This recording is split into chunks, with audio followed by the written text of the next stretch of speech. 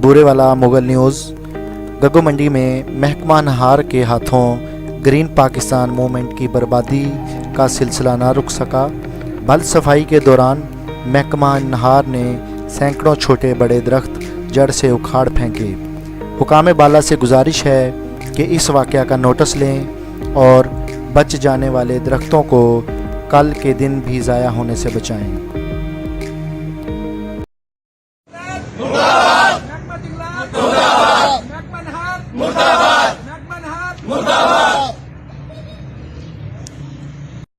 ये अगे भी आए, इन्होंने सारे दरख्त बकायदा तौर पर जोड़े है ना जी वो कट दिते। पिछली दफा साडी इन्होंने नाल इस वजह तो लड़ाई भी हुई, इन्होंने असीं रोकिया, बड़ी मुश्किल नाल दरख्त बचाए।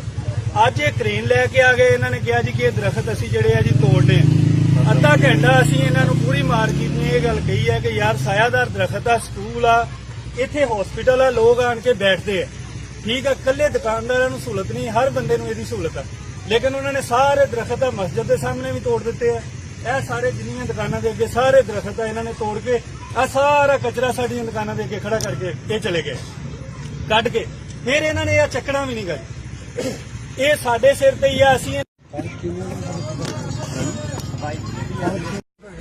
बाबा जी कौन पटवा रहा है? पता नहीं कौन पटवा रहा है। ये महकमा नहर दा है या महकमा जंगलात या कोई इत्थों दे बासर शख्सियत कौन? नहर वाले ने जी जिहड़े सफाई कराउंदे ने। अच्छा बासर शख्सियत भी नाल है जी। अच्छा अच्छा हाँ जी, मियां हाई शरीफ साहब उन्होंने आके उन्होंने कहा कि असी पटांगे दरख्त, जिसने कचरा भी सटांगे और दरख्त भी और पटांगे। आगे रखवा ने उस पिंड में